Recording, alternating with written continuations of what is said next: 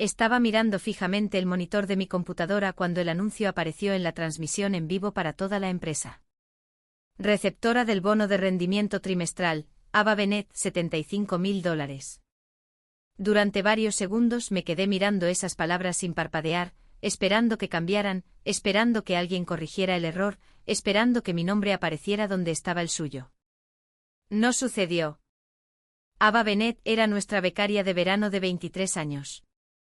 Llevaba exactamente 11 semanas en Sterling Meridian Consulting y estaba recibiendo mi bono de rendimiento trimestral. En la transmisión en vivo nuestro director de división, Brock Vance, estaba al frente de la sala de conferencias principal con su habitual sonrisa pulida. Explicando cómo Ava había mostrado un potencial excepcional, un pensamiento estratégico fresco y el tipo de energía innovadora que la empresa quería recompensar, la gente en la sala comenzó a aplaudir. Yo me quedé completamente quieta, mis manos flotaban sobre el teclado, pero no podía escribir. Se me hizo un nudo en la garganta mientras veía a Ava sentarse junto a Brock, con una expresión de sorpresa, satisfacción y un poco abrumada. No tenía idea de lo que estaba pasando. Ninguno de nosotros la tenía en realidad, excepto Brock. Antes de contarte cómo ese anuncio expuso silenciosamente la verdad, por favor, dale al botón de me gusta, porque el final realmente vale la pena. También tengo curiosidad por saber desde dónde estás viendo esto y qué edad tienes. En cuanto a mí, yo había trabajado en Sterling Meridian Consulting durante 4 años. 4 años quedándome hasta tarde atendiendo llamadas de fin de semana de clientes frenéticos, sacando adelante proyectos imposibles que nadie más quería tocar y llevando cuentas que mantenían rentable a nuestra división. Solo en ese trimestre había conseguido 6 nuevos clientes empresariales, cada uno con un valor superior a lo que Ava ganaría en un año. Se suponía que el bono era automático para cualquiera que superara los objetivos anuales en más de un 30%. Yo había superado los míos en un 68%. Pero allí estaba yo, viendo a una nueva becaria recibir mi recompensa, mientras Brock convertía el favoritismo en inspiración. Sin embargo, la peor parte ni siquiera era el dinero. $75.000 me habrían ayudado a pagar finalmente mis préstamos estudiantiles y, quizás, a tomar mis primeras vacaciones de verdad en 3 años. Pero la peor parte fue lo cuidadosamente orquestado que se sentía todo. Lo preparado que parecía Brock con sus explicaciones sobre invertir en los líderes del mañana. Solo una pequeña nota, la historia es ficticia y fue creada con la ayuda de la inteligencia artificial para hacerla más emotiva, significativa y poderosa. Pero creo que lo que realmente importa no es si cada detalle sucedió de verdad. Es la lección que podemos extraer de ella. Después de que terminó la transmisión en vivo, me quedé en mi escritorio más tiempo del necesario, fingiendo revisar informes de clientes mientras todos a mi alrededor susurraban sobre el anuncio. Algunas personas me miraban con compasión. Otras evitaban el contacto visual por completo, como si la injusticia se volviera contagiosa cuando la reconocías en voz alta. Unos minutos más tarde Ava apareció cerca de mi espacio de trabajo, sosteniendo un cuaderno contra su pecho. Su emoción de la reunión se había desvanecido en algo más parecido a la culpa. Elena, dijo en voz baja, necesito que sepas que no tenía ni idea de que esto iba a pasar. Ni siquiera sabía que había un bono de rendimiento asociado al anuncio de hoy. La miré a la cara y no vi arrogancia en ella, ni satisfacción oculta, ni una sonrisita engreída de alguien que había tomado algo que sabía que pertenecía a otra persona. Parecía joven, confundida y dolorosamente sincera. Te creo, le dije. Sus hombros se relajaron con alivio. Pero todavía parecía avergonzada. Has sido tan amable conmigo desde que empecé. Me enseñaste más en unas pocas semanas que nadie más aquí. No quiero que pienses que alguna vez me atribuiría el mérito de tu trabajo. Fue entonces cuando algo dentro de mí cambió. Ava no había robado mi bono. La habían colocado en el centro de la decisión de otra persona, y le habían entregado una recompensa que no entendía. La pregunta era ¿por qué? Esa noche, sentada sola en mi apartamento, repasé cada pequeño detalle que había ignorado antes. Durante su primera semana, Ava había mencionado que creció en Ryewater, un pueblo diminuto del que apenas había oído hablar.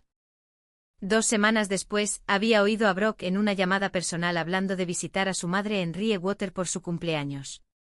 En ese momento pensé que era una coincidencia. Ahora parecía una pista. Luego recordé las bromas internas que Brock y Ava compartían sobre viejos restaurantes, festivales locales y familias cuyos nombres no significaban nada para el resto de nosotros.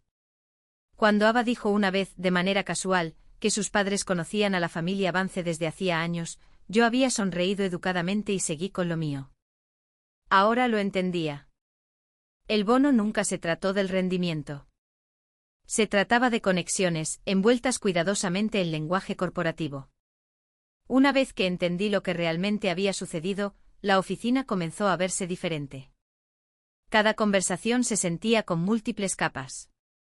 Cada cumplido que Brock le hacía a Ava sonaba ensayado. Cada oportunidad que aterrizaba en su escritorio parecía menos una coincidencia y más parte de un plan silencioso. Empecé a notar con qué cuidado la posicionaba frente a los líderes, con qué frecuencia repetía sus ideas en las reuniones y con qué rapidez le atribuía ideas que en realidad provenían de otras personas. Podría haber ido a recursos humanos. Podría haber escrito un largo correo electrónico con fechas, cifras y pruebas de que mi rendimiento había sido ignorado. Podría haber hecho preguntas incómodas frente a toda la división y haber obligado a Brock a explicar por qué una becaria con 11 semanas de experiencia había recibido un bono vinculado a resultados que ella no había producido. Pero llevaba suficiente tiempo en el mundo corporativo como para saber cómo terminaría eso. Lo llamarían un malentendido. Elogiarían mi pasión mientras, en voz baja, me etiquetarían como difícil. Brock se escondería detrás de frases como potencial de liderazgo, ajuste cultural y desarrollo estratégico. Ava sería humillada por algo que no entendía del todo. Y yo seguiría siendo la mujer que tenía que venir a trabajar cada mañana bajo un gerente que ya me había demostrado exactamente lo poco que importaba mi esfuerzo. Así que no hice nada obvio. Sonreí en las reuniones. Respondí a los correos electrónicos con amabilidad. Felicité a Ava cuando otros mencionaban el bono. Continué haciendo mi trabajo asignado con la misma calma profesional que había hecho que la gente me subestimara durante años. Pero comencé a prestar atención. Observé qué clientes le daba Brock. Observé qué problemas mantenía alejados de ella. Observé cómo la elogiaba por pequeñas victorias, mientras esperaba que el resto de nosotros absorbiéramos silenciosamente el trabajo difícil. Estaba construyendo una historia de éxito a su alrededor, protegiéndola de cualquier cosa que pudiera demostrar que no estaba lista. Ese fue su error, porque yo no era el tipo de persona que explota cuando se enoja. Había aprendido que la respuesta más devastadora a menudo se parece a la paciencia, la amabilidad y una cooperación perfecta desde el exterior.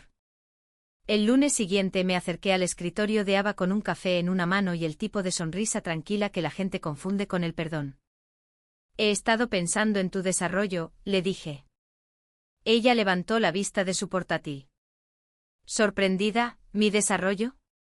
Claramente tienes potencial, le dije. Y si los líderes van a seguir dándote visibilidad, deberías estar preparada para ello. Hay cosas sobre este trabajo que ningún manual de capacitación explica. Su rostro se iluminó de inmediato. Elena, me encantaría. Sinceramente he estado tratando de entender cómo manejas a los clientes con tanta fluidez. Todos dicen que eres la persona a la que llaman cuando las cosas se complican. Eso era cierto. Y durante la siguiente semana, se lo di todo. Le mostré cómo construir cronogramas de proyectos que no solo enumeraban fechas límite, sino que predecían dónde ocurrirían los fallos antes de que los clientes se dieran cuenta. Le expliqué cómo leer un mapa de partes interesadas, cómo diferenciar entre la persona con el título y la persona con la influencia real. La guié a través del lenguaje de escalada, la presión presupuestaria, los retrasos técnicos, la desviación del alcance y la política silenciosa detrás de la consultoría empresarial. Ava escuchaba atentamente, anotando casi cada palabra. No era perezosa. No era estúpida. De hecho, era más inteligente de lo que esperaba, hacía preguntas reflexivas y conectaba ideas rápidamente en diferentes circunstancias. Podría haber disfrutado ser su mentora, pero había una cosa que ninguna lección podía darle de la noche a la mañana. Experiencia. Las técnicas que le enseñé me habían llevado años entenderlas. No porque fueran imposibles, sino porque dependían del momento, del juicio y del instinto. Tenías que saber cuando un cliente estaba siendo difícil y cuando estaba ocultando pánico. Tenías que saber cuando los datos estaban equivocados, cuando una fecha límite era falsa y cuando un correo electrónico educado era en realidad una advertencia. Ava aprendió el lenguaje del trabajo rápidamente. Pero el lenguaje y el dominio no son lo mismo. Para la segunda semana, Brock comenzó a hacer exactamente lo que esperaba. Vio a Ava llevando cuadernos más gruesos, usando un lenguaje más seguro en las reuniones y haciendo preguntas más agudas durante las revisiones con los clientes. Para él, eso parecía una prueba. La prueba de que había tenido razón al recompensarla. La prueba de que su juicio era mejor que los números. La prueba de que el potencial podía reemplazar la experiencia, siempre que él lo deseara con suficiente fuerza. Así que cuando un cliente exigente solicitó un consultor principal para su crisis de integración de software, yo dije, Ava podría ser una buena opción. Ha estado estudiando de cerca nuestro marco de implementación. Los ojos de Brock se iluminaron. Esa es exactamente la clase de oportunidad de desarrollo que necesita, dijo. Cuando el equipo ejecutivo necesitó a alguien para presentar un análisis trimestral sobre cuentas estancadas, sugerí a Ava de nuevo. Cuando un cliente de manufactura de alta presión necesitaba un cronograma revisado en 48 horas, Brock propuso su nombre antes de que yo dijera nada. Ava aceptó cada asignación con una sonrisa nerviosa. Al principio intentó estar a la altura. Se quedaba hasta tarde leyendo archivos. Hacía preguntas cuidadosas. Creaba diapositivas hermosas y repetía los marcos que le había enseñado casi a la perfección desde fuera. Parecía impresionante. Pero entonces el cliente comenzó a hacer preguntas de seguimiento, preguntas que no encajaban en los ejemplos de la capacitación. ¿Por qué se había duplicado el riesgo de integración entre la fase 2 y la fase 3? ¿Qué departamento absorbería el costo si el proveedor no cumplía con la entrega? ¿Por qué los datos del cliente contradecían los informes de uso interno? ¿Qué deberían hacer si la junta directiva rechazaba el cronograma revisado? Ava podía explicar el modelo. Aún no podía defender el juicio detrás de él. Vi cómo su confianza comenzaba a resquebrajarse en pequeños detalles. Una pausa que duraba demasiado. Una sonrisa forzada después de una pregunta difícil. Un resumen de reunión que evitaba el problema real. No estaba fracasando por falta de inteligencia. Estaba fracasando porque Brock la había empujado a aguas profundas y lo había llamado reconocimiento. Al mismo tiempo hice un cambio silencioso que nadie notó al principio. Dejé de estar infinitamente disponible. Durante 4 años, había sido la persona que respondía a emergencias a las 10:47 de la noche. Había atendido llamadas de clientes mientras hacía fila en el supermercado, revisado documentos de proyectos durante cenas familiares y pasado los domingos por la tarde solucionando problemas que otras personas habían ignorado toda la semana. Cuando un cronograma se venía abajo, yo lo reconstruía. Cuando un cliente entraba en pánico, yo lo calmaba. Cuando un consultor junior pasaba por alto algo importante, yo lo corregía antes de que los líderes vieran el error. Nadie preguntaba con qué frecuencia lo hacía. Solo se daban cuenta cuando todo funcionaba. Ese era el problema de ser confiable durante demasiado tiempo. Con el tiempo la gente dejó de ver la confiabilidad como un esfuerzo y comenzó a tratarla como infraestructura, como la electricidad, como el aire, algo que siempre estaría ahí sin importar cuán descuidadamente lo usaran. Así que decidí convertirme en una empleada normal. Salía de la oficina a las 5:30 cada tarde, sin enojo, sin dramatismo. Simplemente guardaba mi portátil, decía buenas noches y me iba. Cuando llegaban mensajes de fin de semana, marcados como urgentes, respondía el lunes por la mañana con una disculpa educada y una respuesta profesional. Cuando los colegas me preguntaban si podía encargarme rápidamente de una entrega retrasada, les decía que mi carga de trabajo actual ya estaba completa. Cuando Brock me reenviaba preocupaciones de clientes fuera del horario laboral, esperaba hasta el horario de oficina para responder. Todo lo que hacía era razonable. Eso fue lo que lo hizo imposible de castigar. No me estaba negando a hacer mi trabajo. Estaba haciendo exactamente mi trabajo. Se acabaron las misiones de rescate no remuneradas. Se acabaron las horas extra invisibles. Se acabó el proteger al departamento de las consecuencias de una mala planificación. En cuestión de días aparecieron pequeñas grietas. Las llamadas de clientes que yo solía atender se quedaban sin respuesta. Las preguntas técnicas que yo solía resolver de la noche a la mañana permanecían sin resolver. Los cronogramas de proyectos que dependían de mi trabajo de fin de semana comenzaron a retrasarse para el lunes por la mañana. La máquina no se había roto. Simplemente había perdido a la persona que la había mantenido unida. A mediados de la tercera semana, los problemas ya no eran lo suficientemente pequeños como para ocultarlos. El proyecto de integración de Bestbridge incumplió su primera fecha límite interna. Luego, una segunda. Un cliente que nunca había levantado la voz en una llamada preguntó por qué las preguntas técnicas básicas tardaban 48 horas en ser respondidas. Otra cuenta envió una queja formal sobre la disminución de la capacidad de respuesta y la falta de una titularidad clara. Esas eran frases educadas, pero todos en consultoría sabían lo que significaban. Estaban perdiendo la confianza. Ava intentaba desesperadamente mantenerse a flote. La veía corriendo entre reuniones con su portátil medio abierto, sus notas llenas de flechas y recordatorios subrayados. Dejó de almorzar en la sala de descanso. Se quedaba hasta tarde con la misma concentración asustada que había visto en empleados junior a quienes se les había dado responsabilidad antes de darles apoyo. Cuando vino a verme una tarde, su voz era cautelosa. Elna, ¿tienes un minuto? Estoy tratando de averiguar cómo responder a Bestbridge. Sus datos no coinciden con las proyecciones, y no estoy segura de si cuestionar sus cifras o ajustar nuestro modelo. Le di una sonrisa amable. Esa es una situación difícil, pero aprender a tomar ese tipo de juicio es exactamente lo que separa a los consultores senior de los analistas. Estoy segura de que encontrarás el enfoque correcto. Su rostro decayó ligeramente, pero asintió. No la rescaté no porque quisiera que sufriera, sino porque había pasado años rescatando a todos hasta que nadie recordaba que lo estaba haciendo. Brock se dio cuenta poco después. Apareció junto a mi escritorio con las mangas arremangadas y una expresión tensa. Elena, dijo bajando la voz. Nos enfrentamos a varias situaciones urgentes con clientes. Tu experiencia sería extremadamente útil en este momento. Escuché mientras enumeraba los problemas uno por uno.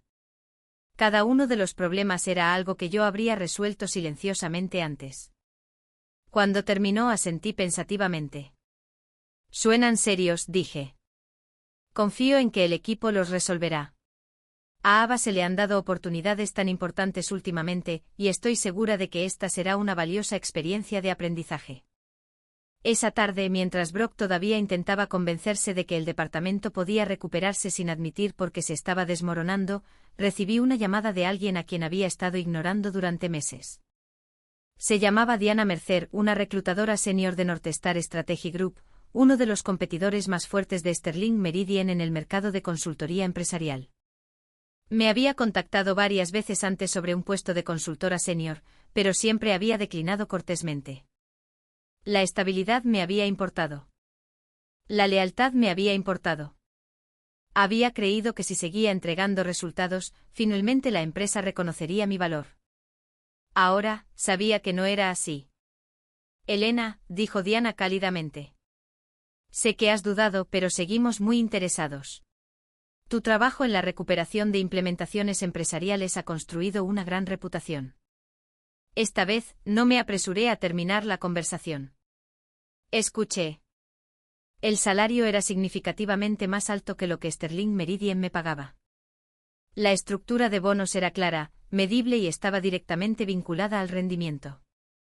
No había un lenguaje vago sobre potencial o energía de liderazgo. No había decisiones secretas ocultas detrás de anuncios pulidos. Northstar ofrecía desarrollo profesional, expectativas de carga de trabajo más saludables y proyectos que coincidían con el tipo exacto de consultoría técnica compleja que realmente me encantaba. Al final de la llamada, tenía entrevistas programadas para el jueves y el viernes. Usé 2 días personales que había acumulado durante años de nunca tomarme tiempo libre de verdad. Las entrevistas no solo fueron buenas, fueron esclarecedoras.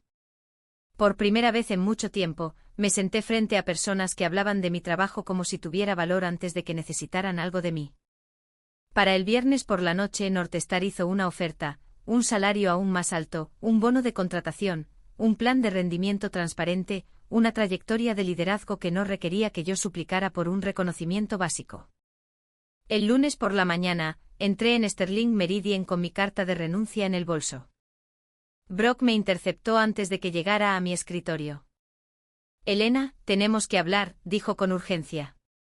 Varios clientes importantes están preocupados. Creo que necesitamos reevaluar algunas asignaciones. Lo miré con calma.